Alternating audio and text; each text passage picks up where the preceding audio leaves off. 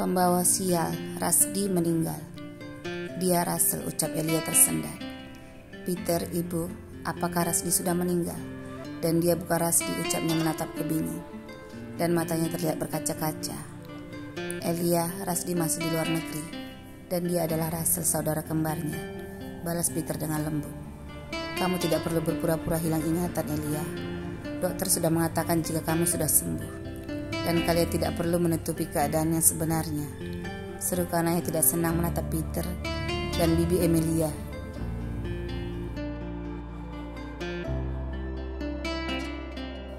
Rasdi meninggal. Dia buka Rasdi, ucap Elia, dan akhirnya air matanya jatuh. Tubuhnya tiba-tiba gemetar dan keningnya berkeringat. Bibi tekan tombol panggil dokter, seru Peter dengan cemas. Apa yang terjadi? Kenapa Elia seperti itu? Ucap ayahku ikut khawatir melihat kondisi Elia tiba-tiba berubah. Wajahnya jadi pucat, dan ketika poni di rambutnya tersibak memperlihatkan tanda di keningnya, dadaku segera berdebar kencang. Bawa dia ke tempat tidur, nak, seru Bibi Emilia ketakutan saat melihat tubuh Elia mulai gemetar dan dia mulai sesak napas. Sehingga hatiku tergerak ingin mengangkatnya. Tetapi Peter menghentikanku. Jangan menyentuhnya, kalian sudah membuatnya sakit, tegur Peter tidak senang. Tanganku segera terhenti saat tanda di kening Elia semakin terlihat jelas di mataku. Bekas luka jahitan berbentuk bintang dan terlihat baru saja sembuh. Dulu pertama kali aku melihat keningnya terluka saat aku menabraknya. Dan kedua kalinya kening kami bertabrakan saat dia jatuh dari pohon di halaman rumahnya. Dan ini ketiga kalinya. Semuanya di tempat yang sama. Apakah otaknya benar-benar terluka setelah 3 kali terbentur? Pikirku sedikit cemas.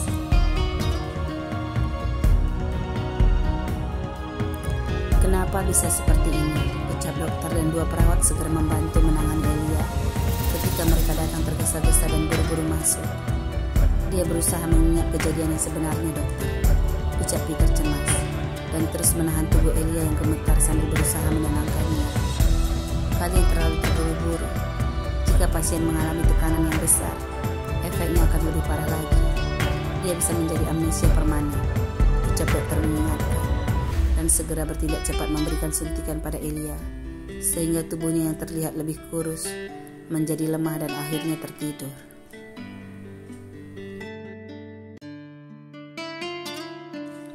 Dan setelah dokter memberikan anjuran dan peringatan, dia pun segera undur diri bersama perawatnya.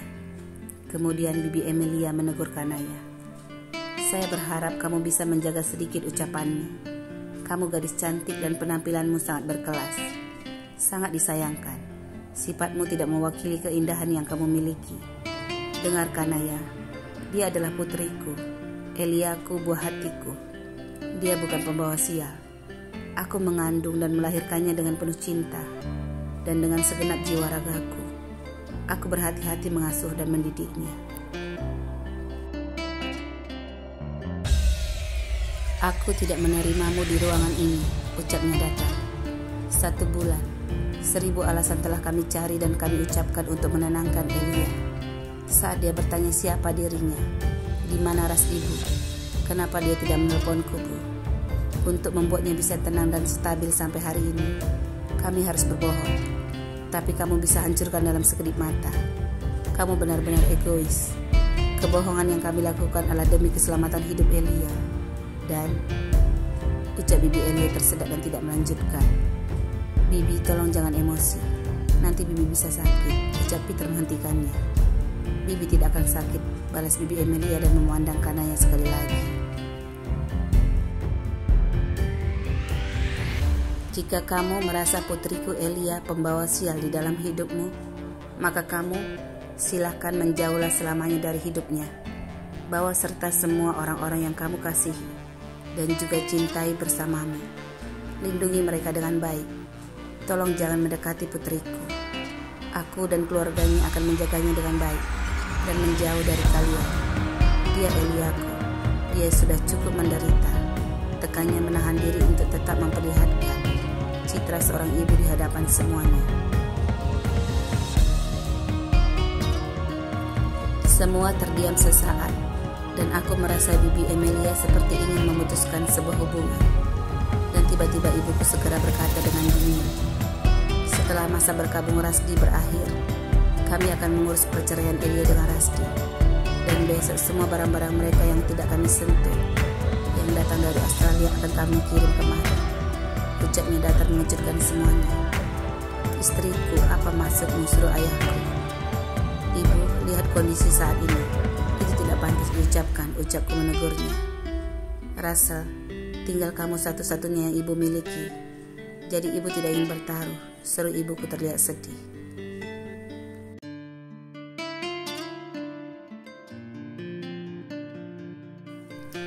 "Nyonya Laura," ucap Bibi Emilia menahan sedihnya. Tatapannya sangat kecewa melihat ibuku setelah mendengarkan ucapannya tadi. "Kami sangat berterima kasih atas semua hubungan dekat yang pernah kita jalani. Apapun yang Nyonya inginkan dan katakan barusan saya terima dengan lapang dada. Kami tidak akan menuntut apapun. Tidak ada sama sekali. Semoga tidak ada pertentangan dan penyesalan di antara kita. Saya tidak bisa melawan dan menyalahkan kehendak Tuhan atas cobaan hidup yang dialami oleh putri saya."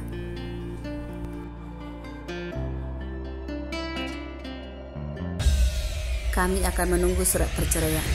Dan tolong tidak perlu embel-embel apapun. Hanya selembar surat perceraian yang kami tunggu," ucapnya segera berbalik. Aku melihat sekilas air mata yang jatuh di pipinya. "Maafkan kami, Emilia. Suasana hati semua orang saat ini sedang kacau.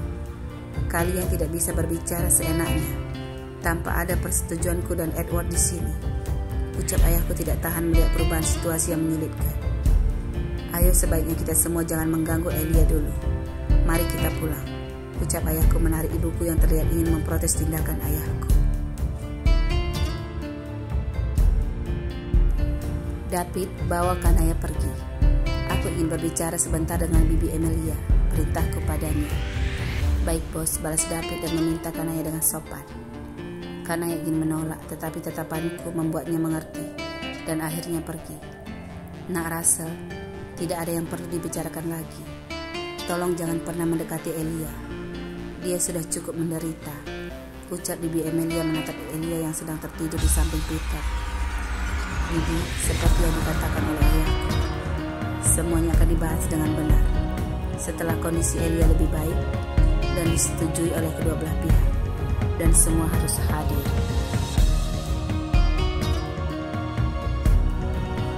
Aku meminta maaf atas nama Kanaya.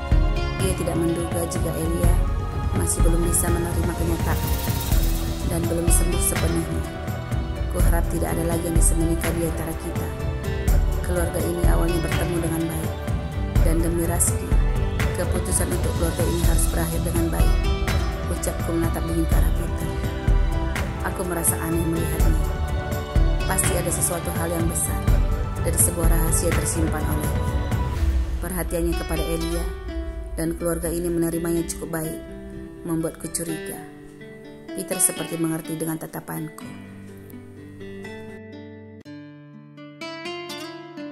"Rasdi memintaku untuk menjaga Elia. Dan maaf Russell, melihat bagaimana cara wanita yang bernama Kanaya itu menekan Elia, aku tidak akan pernah jauh dari samping Elia. Aku sudah berjanji melindungi Elia di hadapan Rasdi. Dan kuharap jika kamu paham situasi saat ini, jauhkan wanita itu dari Elia. Rasdi sudah pernah menyelamatkan nyawaku, dan aku bertekad untuk menjaga Elia seperti keinginannya," ucapnya membalasku dengan berani. "Kita akan berbicara lain waktu, Peter.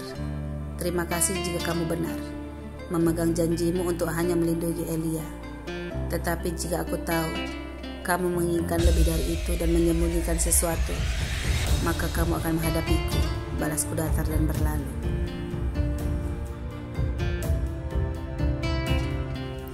Peter, bagaimana ini nak? Ucap Bibi Emilia sedikit cemas, terdengar olehku saat aku menutup pintu. Tidak apa-apa Bibi, kita harus tenang saat ini. Elia lebih penting dari semuanya, balas Peter tenang untuk menenangkan Bibi Emilia. Keesokan harinya, aku terkejut dengan pertengkaran ayah dan ibuku, serta kesibukan pelayan rumah yang membawa semua koper-koper Rasdi. Dan Elia keluar dari kamar Rasdi, dan mereka mengirimkannya ke rumah sakit. Ketika aku ingin bertanya, ibuku langsung marah dan dia menangis, sehingga ayahku menyuruhku untuk membiarkan ibuku berbuat sesuka hatinya.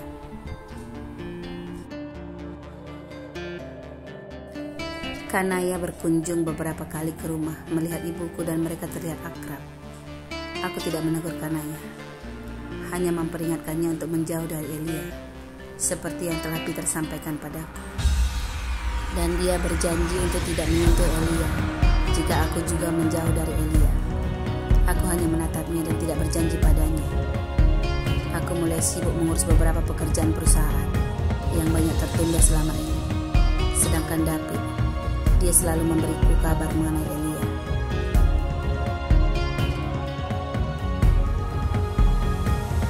Aku sudah memerintahkannya untuk mencari seseorang di rumah sakit yang selalu bisa memantau Elia dan orang-orang di sekitarnya untuk mengetahui perkembangan Elia.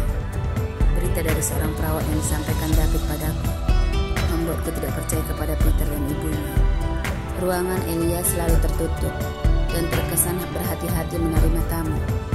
Elia selalu didampingi oleh Peter setiap melakukan pengecekan oleh dokter, dan pemeriksaan di laboratorium radiologi juga tertutup oleh pihak rumah sakit.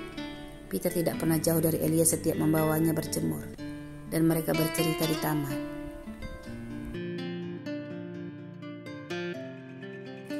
Beberapa dokter spesialis datang ke ruangan Elia untuk mengecek dan memeriksa. Tidak hanya dokter spesialis saraf, seorang dokter kandungan juga masuk. Ucapnya membuatku bingung dan meminta David untuk semakin jeli melihat situasi Elia. Hari berikutnya, bos perawat itu mengatakan terjadi pertengkaran hebat di antara Elia dan Kanaya. Elia sepertinya sangat tertekan sehingga dia bersembunyi di taman.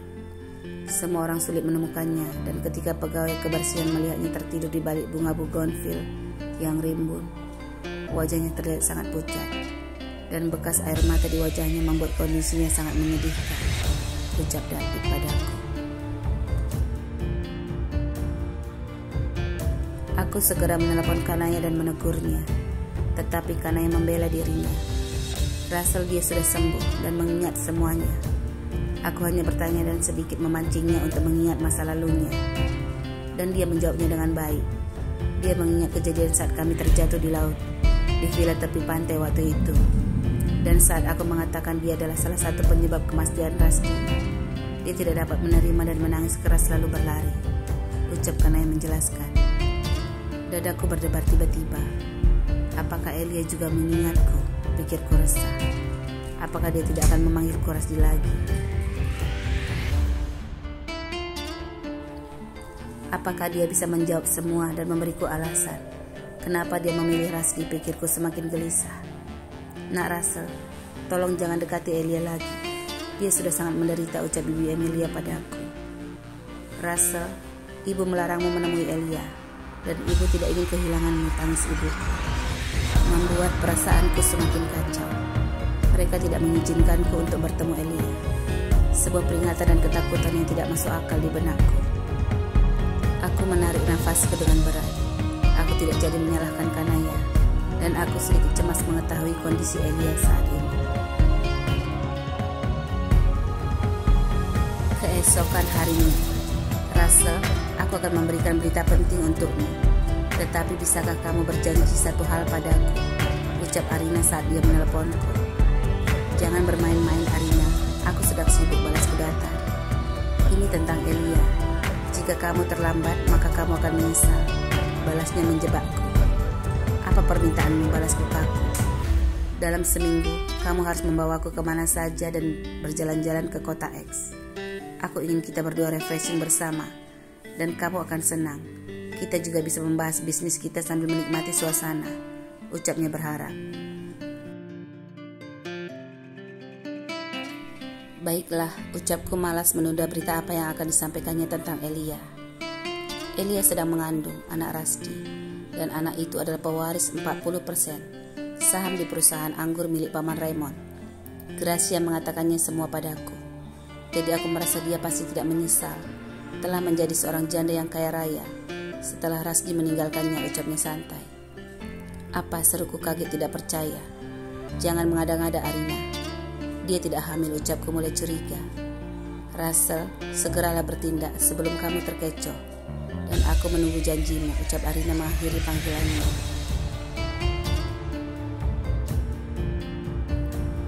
Tiba-tiba panggilan David masuk ke ponselku.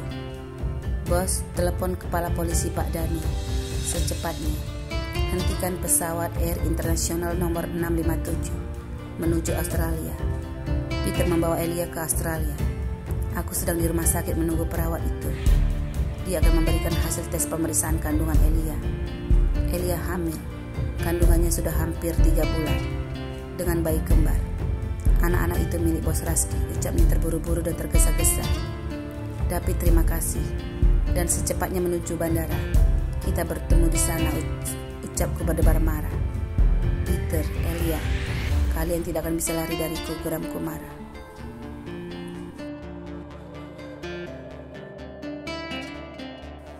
Danu membalasku dengan cepat dan memerintahkan penjagaan yang ketat di bandara untuk menghentikan Peter dan Elia. Aku melajukan mobilku dengan kecepatan tinggi sambil mengutuk Peter dan merencanakan kemarahanku untuk Elia. Mereka benar-benar berani menyimpan itu semua dariku. Bayi kembar Elia adalah anak Rasdi, dan darahku mengalir sama di dalam darah bayi kembar itu. Elia tidak bisa membawanya lari tanpa seizinku. Dan kenapa dia harus menyembunyikannya, pikirku marah.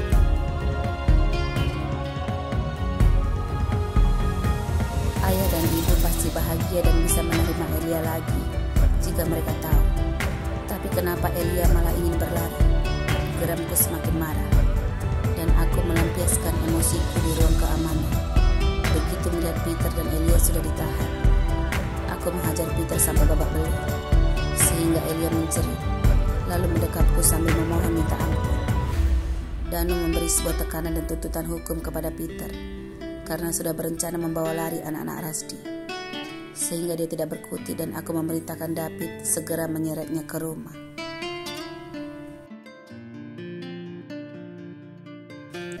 Aku membawa Elia dan menatapnya penuh kemarahan, sehingga dia hanya menangis sesungguhkan di mobil sepanjang perjalanan ke rumahku. Untuk apa kamu membawa mereka kemari, Russell? Teriak ibuku kebingungan. David, telepon orang tua Elia. Suruh mereka berbicara denganku, ucapku tegas. Elia mendekati Peter dan berusaha membersihkan lukanya. Hentikan Elia, bentakku marah dan menyuruhnya untuk duduk di sofa. Aku memanggil pelayan rumah tangga untuk mengurus Peter dan menjelaskan kepada ibuku situasi yang terjadi saat ini. Elia berusaha melarikan diri dengan membawa lari cucu ayah dan ibu. Ucapku menatap dingin ke arah Elia. Apa, seru ayah dan ibuku terperangah kaget. Bos, sudah tersambung, ucap David memberikan ponselnya padaku. David, berikan surat keterangan dokter kepada ayah, ucapku sambil menerima ponselnya. Baik bos, ucap David dan segera memberikan berkas pemeriksaan Elia kepada ayah dan ibuku. Dan keduanya terlihat shock menerima berita besar dalam hidup mereka.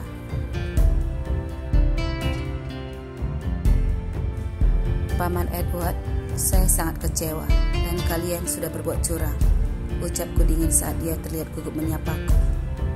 Russell, kami memiliki alasan untuk semua itu, dan tolong jangan sakiti lagi Elia, ucapnya memelas. Alasan apa, Paman? Apakah karena saham 40% itu? Kalian benar-benar rakus, balasku sengit. Russell, jangan terlalu cepat menuduh kami. Keselamatan bayi Elia sangatlah penting. Dia menerima tekanan di rumah sakit dan dia belum stabil. Jika Elia terus-menerus tertekan, sarafnya akan terganggu dan dia bisa gila. Bayang-bayang Rasdi masih melekat di benak Elia. Kami tidak ingin anak-anak itu malu memiliki ibu yang sarafnya terganggu setelah mereka lahir dan besar nanti. Tolonglah Russell, kasihanilah Elia. Peter membawanya pergi untuk menjauhkannya dari orang yang menyakitinya.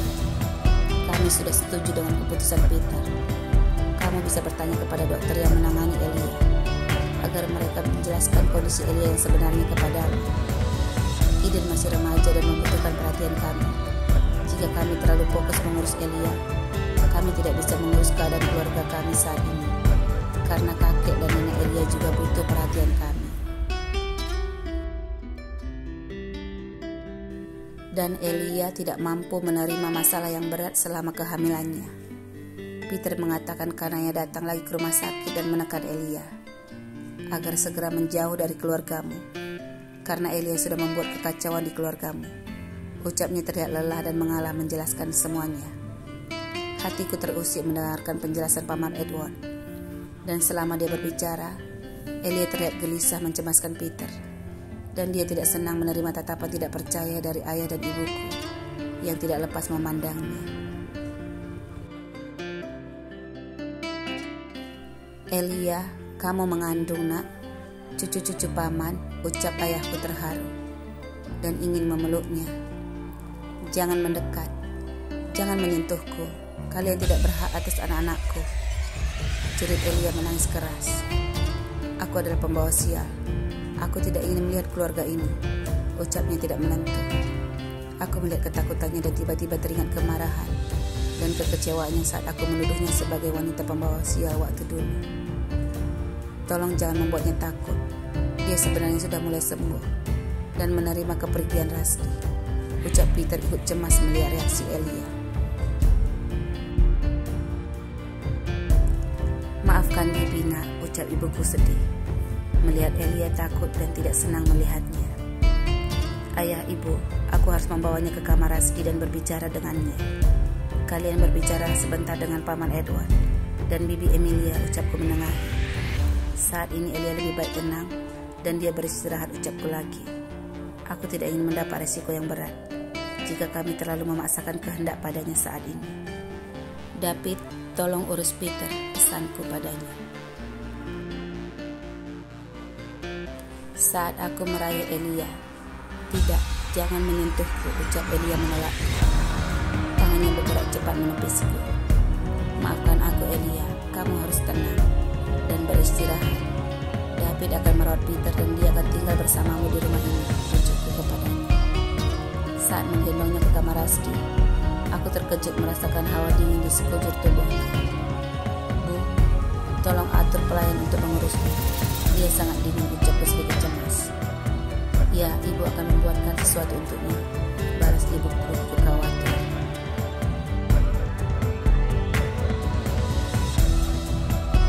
Elia sama sekali tidak bersedia berbicara saat aku menyelimutinya. Jika kamu sakit, maka bayimu bisa sakit. Minumlah ini, ucapku saat pelayan membawakan minuman hangat untuknya. Tinggalkan aku sendiri, ucapnya pelan. Baiklah, tetapi setelah kamu menghabiskan minuman ini, balasku tidak ingin. Elia mengabaikan kesehatannya. Elia, aku tidak akan melakukan tindakan seperti hari ini jika kamu menceritakannya dari awal dan tidak menyembunyikan kehamilanmu, ucapku merendahkan suaraku.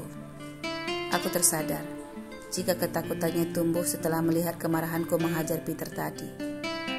Elia tidak pernah melihatku semarah itu, sehingga aku harus membuatnya untuk mengerti dan tidak menilaiku terlalu kejam.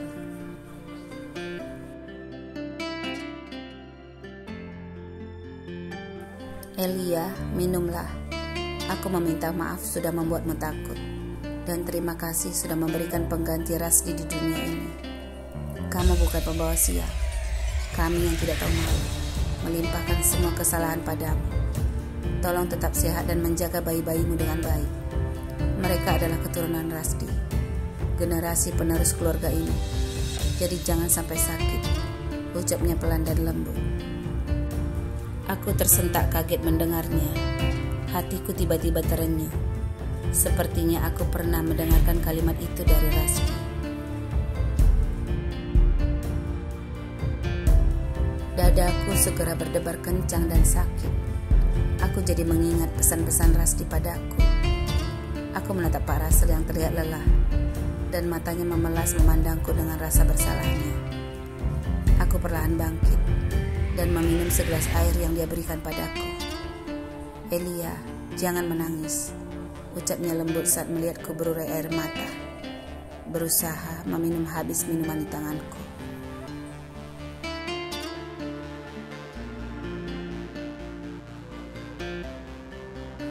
Aku meraih gelas di tangan Elia yang gemetar.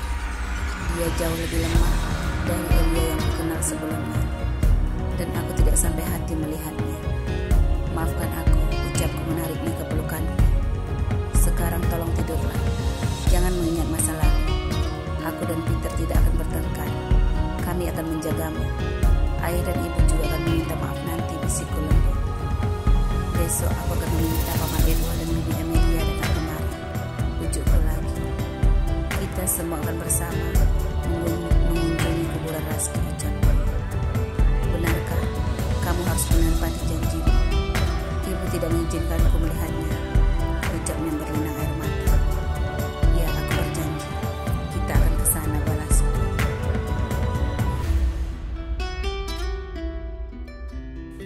Aku meninggalkan Elia setelah dia tertidur. "Bagaimana dia, nak?" ucap ibuku tergesa-gesa bertanya. "Dia sedang tidur, Bu. Suruh pelayan berjaga jika dia membutuhkan sesuatu," saranku, dan ibuku bersemangat mengatur keperluan Elia. "David, Peter," sapaku saat menghampiri mereka di ruang kerjaku. "Sekarang jelaskan semuanya, Peter. Kenapa kamu menyembunyikan kehamilan Elia? Dan Paman Raymond juga sepertinya tahu dan turut berpura-pura," ucapku penasaran.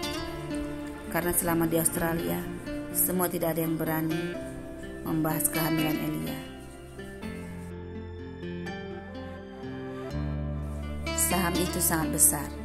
Elia adalah sasaran utama Jericho karena dia sedang hamil. Jadi walaupun dia sudah di penjara saat ini, aku takut seseorang masih berusaha mengejar Elia. Sementara di Australia, kabar Elia keguguran sudah tersebar saat berita kecelakaan terjadi. Tetapi Elia adalah sekarang satu-satunya pemegang saham yang terbesar saat ini di perusahaan. Semua yang mendukung Rusty setuju untuk menyembunyikan kehamilannya. Aku melihat kondisi Elia di sini juga tidak aman. Melihat wanita yang mencintaimu juga mengejar Elia dan menekannya.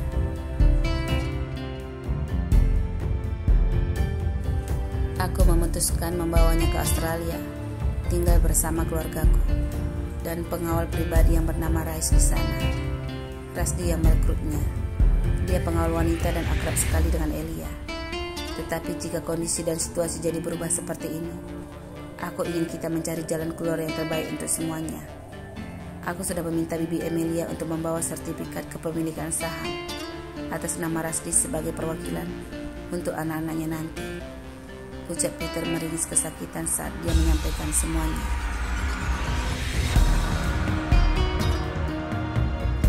Kalian sebenarnya yang mendorongku melakukan ini semua. Saat keluarga ini tidak berniat melindungi Elia dan malah menuduhnya dengan kejam, ucapnya sedikit tidak senang. Maaf Peter, sudah banyak kesalahpahaman yang terjadi dan semuanya masih berduka dengan kepergian Rusty. Jadi ego setiap orang sangat tinggi, ucapku mengalah. Bos, aku juga tidak tega melihat Elia. Sebaiknya bos bisa sedikit tegas kepada Nona Kanaya nanti. Mengingat Elia sedang mengandung saat ini, saran David berhati-hati. Dan semua hal yang tidak kita duga bisa saja terjadi, ucap David sekali lagi. Iya, baiklah. Aku sendiri yang akan menegurnya, ucapku setuju. Tiba-tiba ponselku berbunyi. Rusty, ku harap kamu mengingat janjimu. Jangan biarkan aku terlalu lama menunggu, pesan Arina. Keningku segera berkerut membaca pesannya. Arina terlalu mendesak, pikirku sedikit kesal.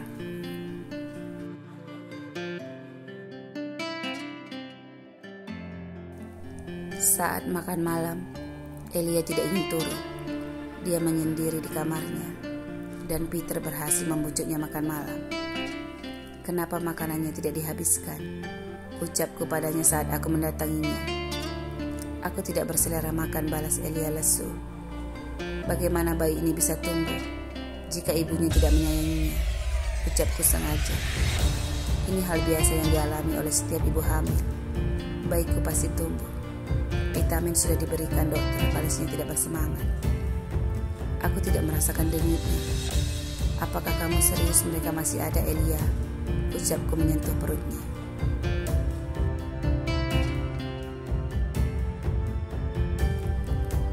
Elia terkesiap saat aku menyentuh perutnya. Matanya segera berkaca-kaca.